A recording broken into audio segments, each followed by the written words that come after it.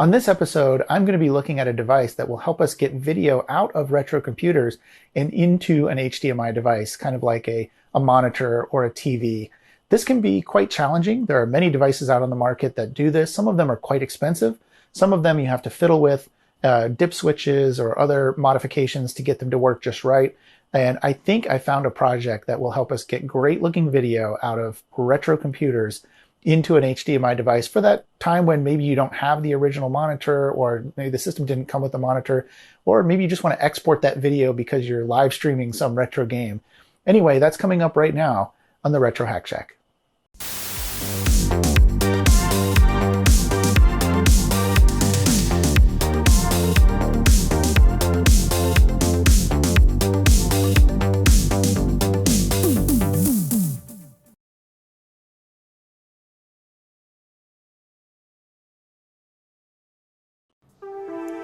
On the very first video I released on this channel, I was using an IBM PC5150, and you may have noticed that I was not using an original IBM monitor.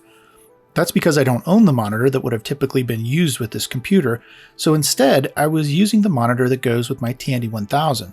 And that worked fine. However, like a lot of older CRT monitors, this one suffers from a worn-out flyback transformer or flyback transformer driver. The components in that circuit start resonating at the frequency of the video signal, which in this case is around 15 kilohertz. It turns out that some people, generally younger people with good ears, can hear that frequency, and it's quite annoying. Older folks like me or people that suffer from high frequency hearing loss can't hear this annoying high-pitched ringing. Here's an example of what I mean. Hey James. Yes. Come here for a second. What? Do you hear anything? What? Ringing sound. Really? Yes. Is it loud? Yeah. Okay. Hey Liv, Yeah. come here for a second. Did you like my Ferris Bueller thing? Yeah, it was really funny. Nope. No, What? I can hear it. You can hear it? Is that what you're asking me? Yeah. Hey Jennifer, come here for a second. Anything? No. Okay, that's good. For hearing the sound? Yeah. Well, I'm a little old for that. So that's just one of the many problems that come with these old CRTs. The humming noise, they're heavy, they're hard to find because a lot of people have thrown these out or they've broken. They get recycled. People didn't want them for a long time unless you were a collector like me. So a lot of times you need a way to output video from these systems into something more modern, like a display that can handle HDMI or at least VGA. And there are many solutions on the market that can help you do that. One such solution that I found when I was looking for these is a combination of devices to get you to where you want to be. So for example, on gglabs.us, you can find this little converter which converts the digital RBI signal that comes out of an IBM PC or a Commodore 128 into an analog RGB. Why does that help? Well, it gets one part of the process done. You need to convert the digital in order to show it on a modern display. You need to convert the digital signal to an analog signal. Then you can take that analog signal, put it into another device, and output either a standard VGA or HDMI that you can connect to a modern device. So for example, you could use this particular unit. I forget what this sells for. I think it's 40 or 50 bucks on eBay. And then you could hook it up to a couple different options. You could hook it up to this GBS 8200 board. These are available lots of different places. They're generally about $20. And you can hook up, this accepts a VGA input or CGA, EGA, YUV input, and then it outputs a standard VGA signal. And I believe there's custom firmware that you can load on these boards. I'm not sure how difficult that is to do, but there's been various reports. There's been reports that the buffering is too much and that you lose, sync. Not sync, but there's a lag on these devices. I think they were typically built for converting arcade to the signals from arcade boards to modern monitors. Anyway, so that's an option. But again, you know, you're buying multiple units to try to solve this particular problem. The other thing you could do is you could take that same board from GG Labs and you could connect it to one of these SCART converter boxes. These boxes will convert a SCART signal, which is composed of lots of different types of inputs. I'm not an expert on SCART. I just know that it, because it was a standard in Europe for a long time, you can input into the SCART connection a lot of different types of signals, and this box will convert those and output those to HDMI. This is the solution I use for my Color Computer 3 that has RGB out, and I can convert it through this box to HDMI, and it looks pretty good. Now these boxes go for anywhere from $20 to $30 on eBay, if you include shipping anyway. And it's a pretty good solution. I'd recommend picking one of these up. Now, of course, you do have to either build or buy the right cable to go with your device as well. So that's another $20 or so, depending on where you get it from. So that's something to keep in mind, but it's still a decent solution. Other people have made solutions using FPGAs. So this particular solution, I think, was featured on, oh yeah, here it is down here on LGR. It's called the MCE to VGA. It's based on an open source project. And this will convert that CGA, EGA signal to VGA directly. And it's got some controls and things on it. I bought one similar to this, actually. I'll show you that in a little bit. But it is kind of pricey, right? So 89 euros on this particular website. I don't know what that is in US dollars right now. I'll look it up and put it on the screen, but you know, you're still in for about $100 here. Another solution is the open source scan converter. Again, you're talking at least $100, more like $130 probably in this case. And this will convert, yeah, here it is, SCART and component. So it'll handle a SCART input or component and export it as HDMI. So similar to that SCART converter box, for example. So again, you have to use, in order to use this box, you've got to do some conversion up front and then convert it again into HDMI. So again, we're in for some money here. All of these, I'm not knocking any of these solutions, by the way. They're all great solutions. People have been trying to tackle this problem for a number of years now. I'm just comparing them to show you what I ultimately decided on so that you can get a good idea for why I chose that route. I also want to bring up the RetroTink as well, because I know a lot of YouTubers use RetroTinks. I will probably end up getting one, and I'll tell you why in a minute. But this box will convert, I believe, both component and composite, as well as S-video, into an HDMI signal. Again, fairly pricey, $130. I think it's originally targeted at the Nintendo scene. That's why there's you can buy some Nintendo 64 and SNES video cords here, but you see it'll detect these multiple formats and then it outputs as HDMI. I'm not sure what the resolution is on the HDMI, but that's another issue as well. Some of these solutions you're still not going to get 1080p. Now you might say, well, I don't need 1080p, but a lot of modern monitors are 1080p or higher these days. So it is nice to be able to fill the whole screen and upscale to a degree that will look nice on the eyes on these modern monitors. So, but this is primarily a solution for composite and component, but it is not a solution necessarily for my particular problem, which was CGA, EGA type digital RGB signals. So this is what I ended up going with just to try it. Again, this was about $100, a little over $100, I think, with shipping. Again, this is based on that same open source design that the MCE to VGA solution was based off of. About $100. It was a little cheaper, so I went with this just to try it out. And the results were okay. They weren't great though. So let me just show you what this actually looks like on my IBM PC 5150. One problem I have with this device is every time you power it up, it resets the settings. I'm not sure exactly. Maybe there's a way to set those in memory somewhere, but I haven't found a way. So you have to, for me, for example, I have to move the screen around. Every time I boot up, I have to move the screen around and get it centered. And then there's a weird phase problem that happens. I'm not sure what the right nomenclature is here, but you can see if you look at the M, for example, as I move the page around, it doesn't always line up the characters correctly.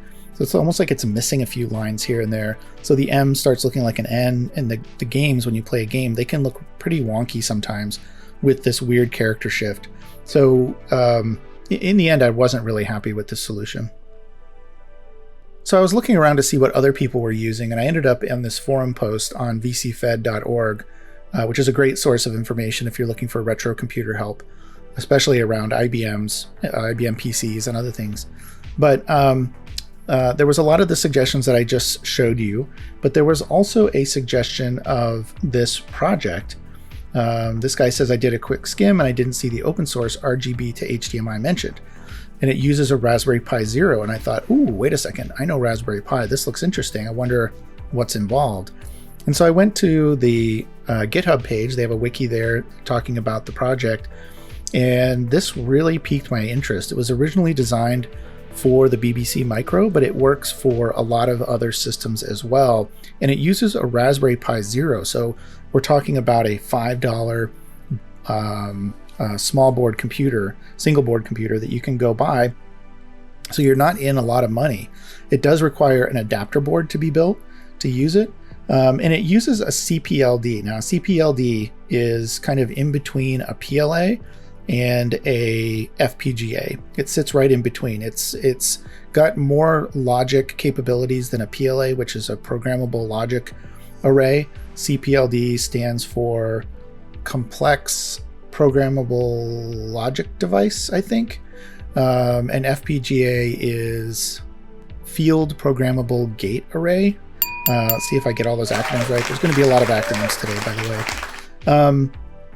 So a CPLD is a cheaper device. It sits somewhere in between the PLA and the FPGA, but it gives you enough functionality that you can implement something like this, where you need a device to be able to do switching very fast in between an input and an output.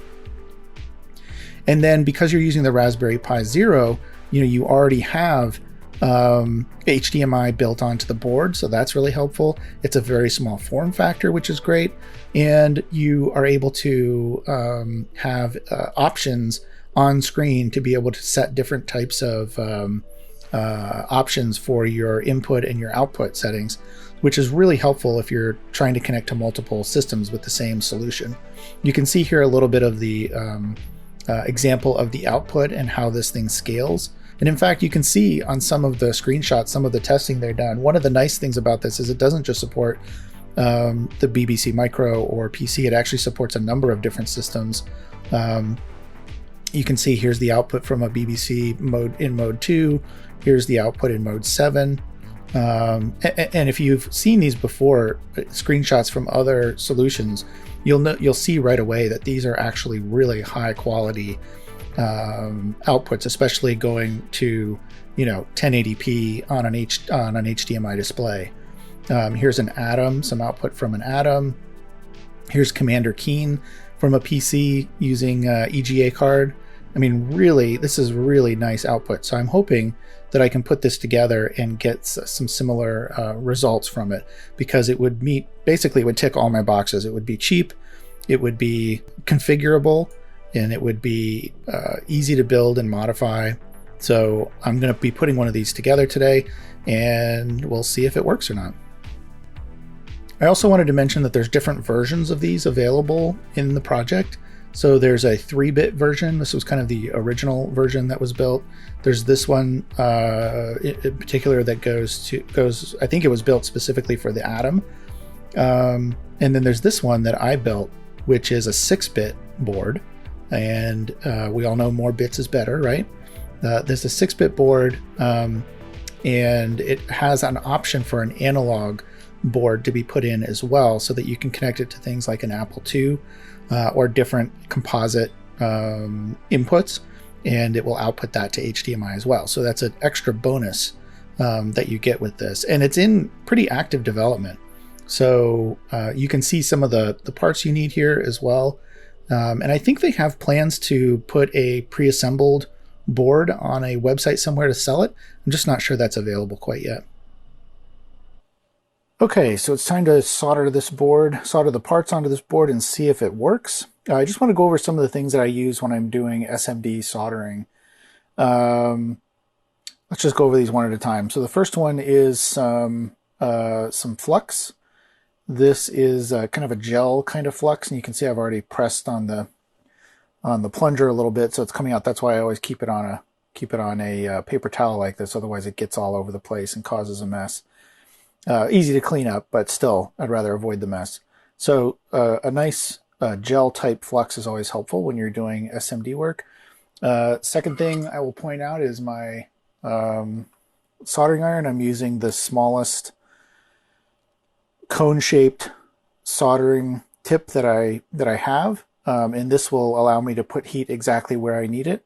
So something else to keep in mind, unless you're doing something like wave soldering or drag soldering, where you're dragging the tip across all the pins, which I cannot do. I've tried it before. I'm awful at it.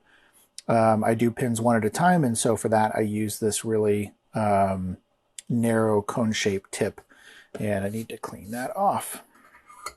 For making mistakes, or when you get a bridge that you can't get out with just the soldering iron alone, I've got my desoldering braid or soldering wick, and I've also got a multimeter here to test, because it can be difficult at times to see if you've got a bridged connection, a couple of pads that are bridged. It's always helpful to have a multimeter handy to test to see really whether you did or did not bridge a connection.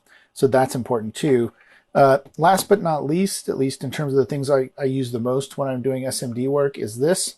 It's a little dusty it's got some ash on it from some of the recent fires, which is odd because it was sitting inside. Maybe you can see this, maybe you can't. Anyway, this is a homemade digital microscope that I built. And if you want to see a video on how I did this, so you can build your own, I'm happy to do that. It's got some 3D printed parts. It's got a Raspberry Pi Zero. It's got a display, and it's got a modified Pi cam with a lens on it. So if you want to see a video dedicated just to how I built this, if you want to build one yourself, you can. The way this works though is it just comes up like this. I know that's going to be kind of hard to see, maybe if I do it like this. Comes up like that, and then I screw all of these joints together, and that gets it just where I need to be. So I'm going to get this set up, and then I'll be right back to show you the parts I'm working on. This is a Raspberry Pi Zero W with the header installed. So our board is going to go on top of this. So I've got that ready to go.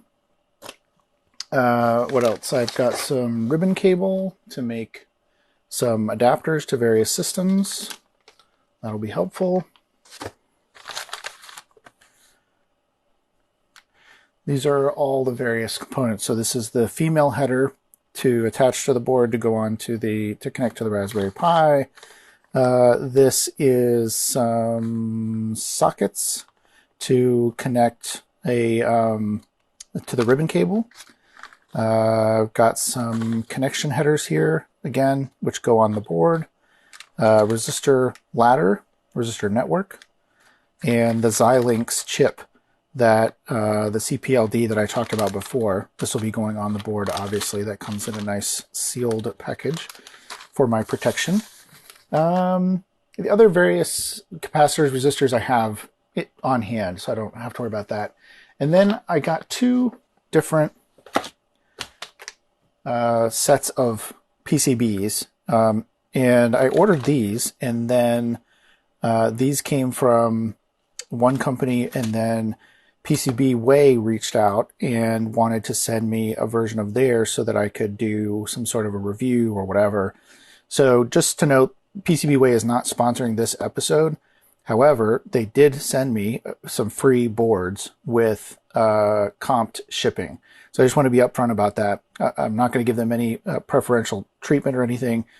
But I did get the boards so that I can compare them with the boards I got from the other company and see if there's any difference. So I will say PCB the shipping on the PCB boards was faster by 3 or 4 days than the shipping on the other boards. I don't know if they bumped my order up to accommodate for that. I thought I opened this. I guess I never even opened it yet. But this should be the boards from PCB, and they were kind enough to send these to me for evaluation. Oh, nice sticker there. Thank you. I don't know if I'll do anything with that, but that's kind of cool. And here's the boards, shrink wrapped. So let's get these boards out and take a quick look at them. Okay, so I've got these boards out. So these are the ones from PCB, and these are the ones from, I believe, JLB PCB. I always get their name mixed up. JLC PCB? JLB PCB? Anyway, I'm pretty sure that's who I got these from. I'm going to take a look at these under the microscope as well, just to see if there's any difference. But I will say, just looking at them, I'm not seeing a whole lot of difference between these two. Now, these are simple boards. These are not complex, 4-layer, 16-layer boards or what have you. So I don't expect there to be too much challenge for the manufacturer to make these. And I ordered them pretty much the same way for both of them. I didn't vary any of the ordering specifications for them. The only thing that I will say is on the back, I noticed this, and maybe this is an option when you're ordering these. I don't know. But I know on the JLB PCB boards, they put this little marking. I don't know if you can see it. I can't really zoom in anymore with my camera. But right here, they have their own marking in silkscreen here. And they put this. This was not something that I put on the board. This is something they added, I guess, to track the order or something like that. But they put it right on the board. And sometimes that's kind of annoying to have. I don't have that on the PCB board. The only other thing that I really notice between these two boards is the PCB board looks a little darker here on the mask, but that doesn't necessarily mean anything. It could just mean the tint is a little darker. So the other thing I wanted to do quickly is just test some of these pads and see if how strong they are. So I'm just going to go over them with a knife a few times and just see.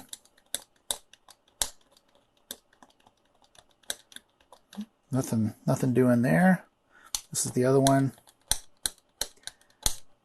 Yeah, you wouldn't expect there to be any problems with pads. You wouldn't expect them to come up very easily. This is these are development boards, not production boards. But yeah, I'm really not seeing a whole lot of difference there in terms of the strength of the pads or anything. But yeah, I would say these boards are pretty identical. PCB comes out on top maybe just a little bit because of the faster shipping and because they don't have this tracking number on the board. But also, PCB donated these to me and paid for the shipping. So, take that for what it's worth. So I've tried to position this in a way that so you can see it from the camera angle, but I can also see it when I'm looking directly at the screen here. It's a little difficult for me to see, so if my head gets in the way, I apologize. But I just want to show you, what you can see on how nice the actual digital microscope that I built actually is.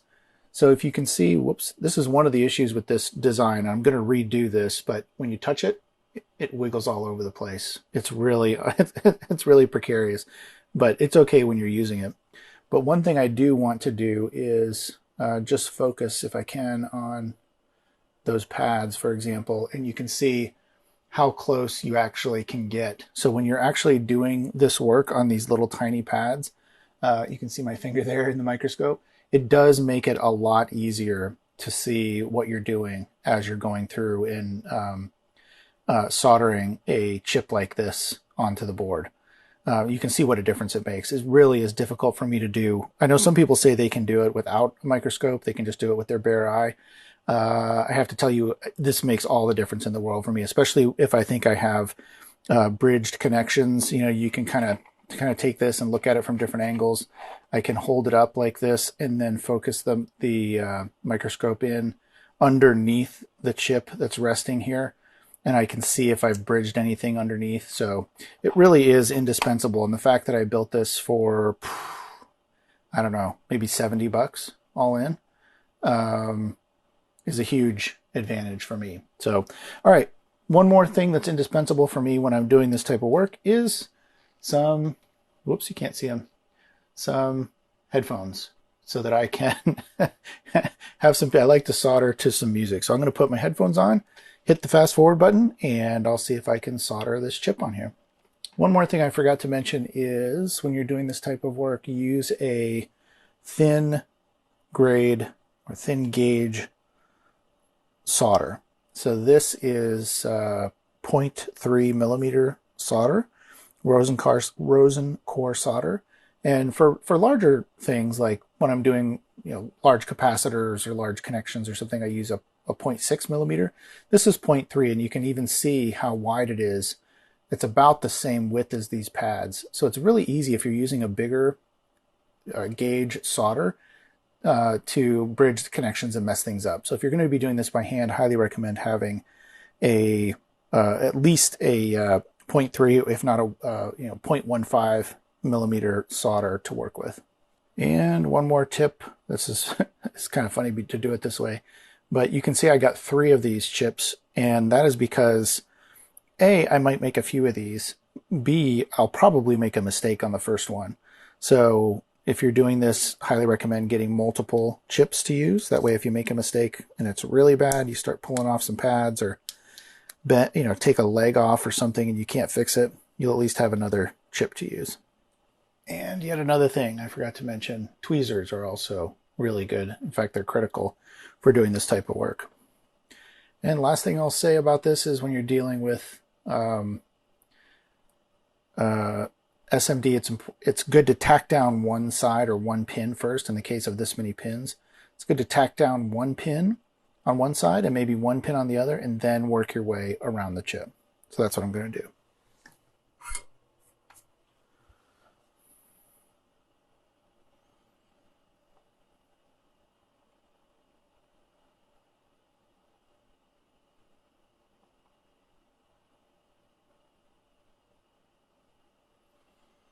Just like that, barely touch it.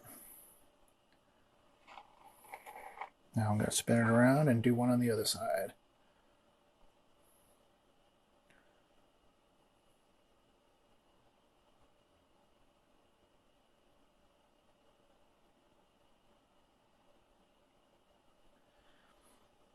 And there we go.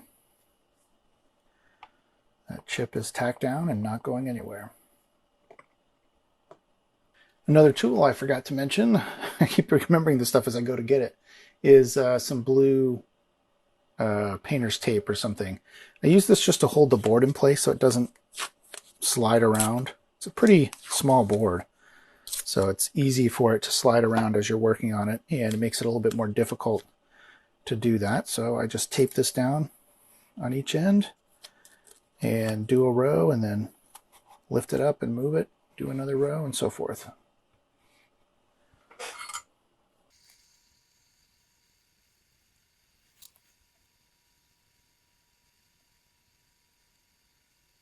There we go. One row down. And I'm not sure if you can see on camera, one thing that I do as I'm soldering is instead of just lifting the tip of the soldering iron up when I'm done, I pull back, and that has a tendency to pull the solder back along the pad, and it decreases the chance of a bridge.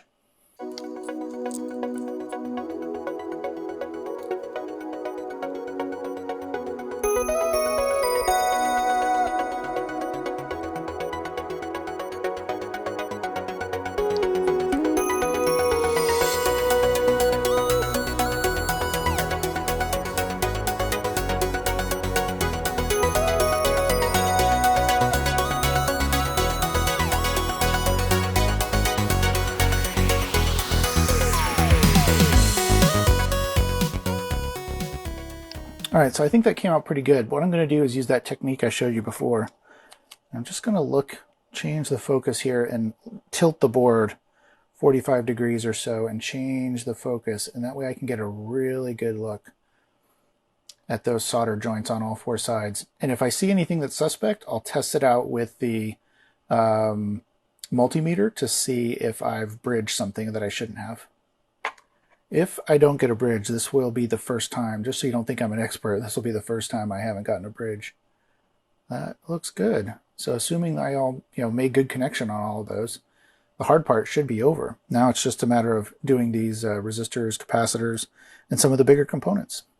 So one of the things that's annoying, and I'm guilty of doing this in my own project, is not putting the value on the board itself and just putting the indicator of the part. So this is C2, that's capacitor 2. I have no idea what that is, so I have to print out the schematic and look it up. And it's something that Adrian Black, I've noticed, complains about, and he's totally right. There's no reason not to put the value for these, especially for the capacitors. I mean, and the resistors, you should definitely at least do that, right? So I'm going to start doing that on all of my boards. In this case, I'm looking up the value of C2 here. These all look like 100 nanofarad, C2, C3, C1, C4. Nope, C1 is 10 microfarad.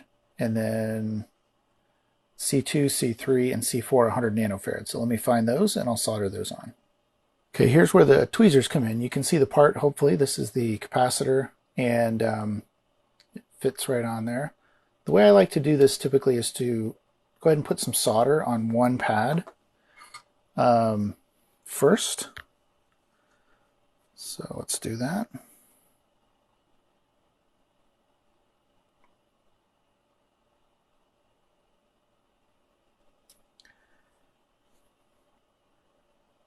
And then move the part over. Sometimes you have to hold it with the tweezers to get it just right. But basically you're going to tack down, whoops, this thing is so light. You're just going to tack down one side of this. And then go back and do the other side. It'll make it a lot easier. Your components will stay flat to the board.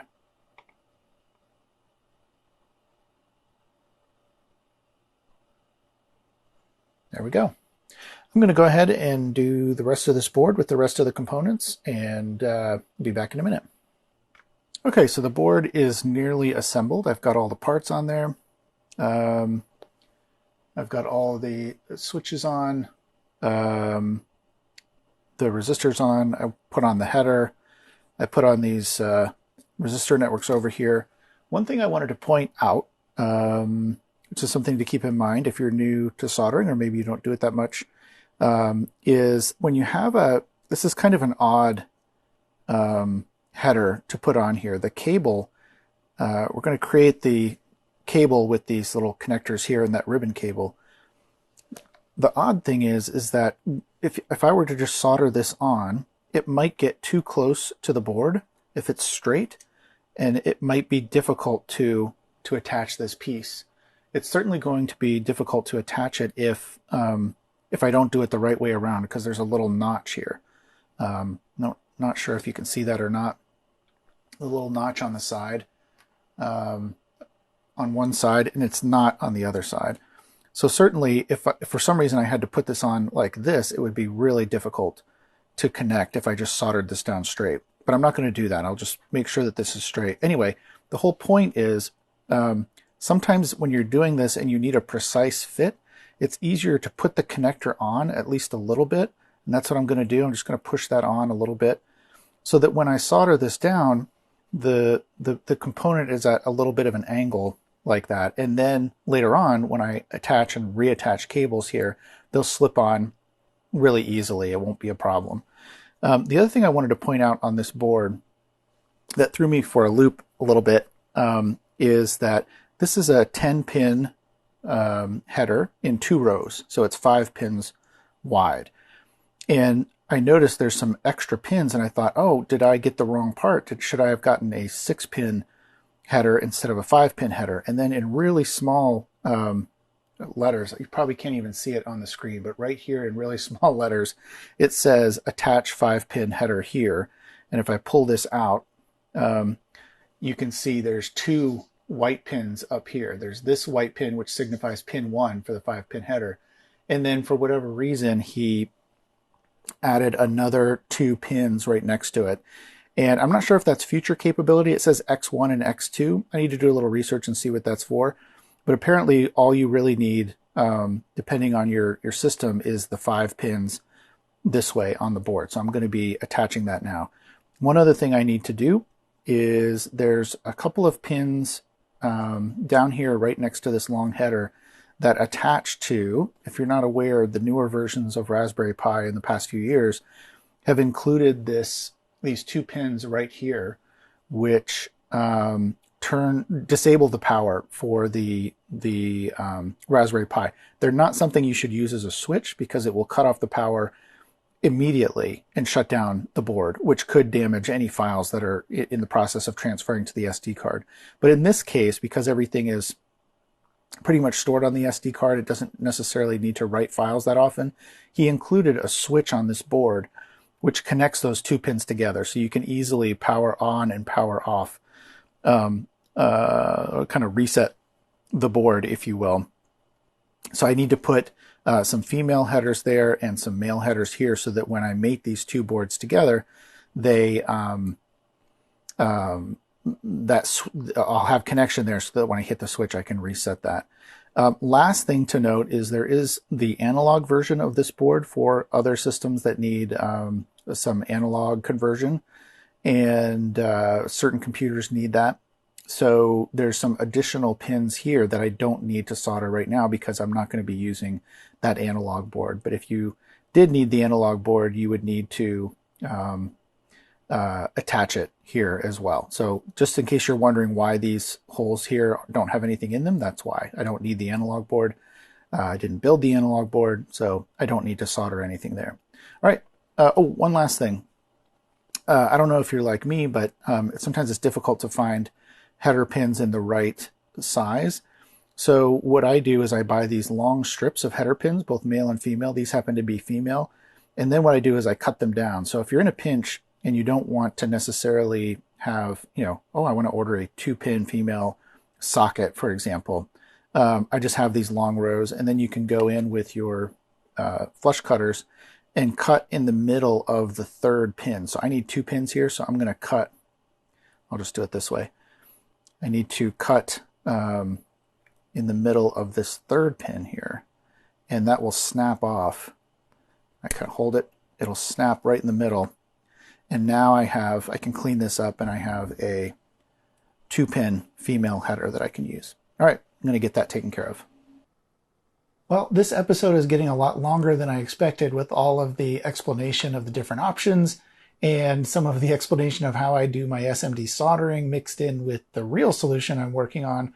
So I'm going to have to end this episode here. But in part 2, we'll come back and make a cable so that I can connect this board to my IBM PC 5150.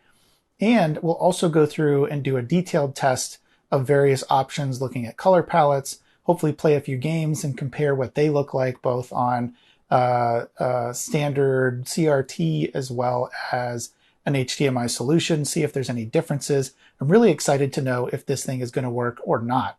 So if you want to watch that episode, please first subscribe to my channel. That way my episodes will pop up in your feed more readily.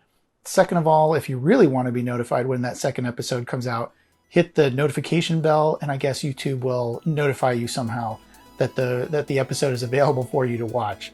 So until then, thanks for watching, and we'll see you next time.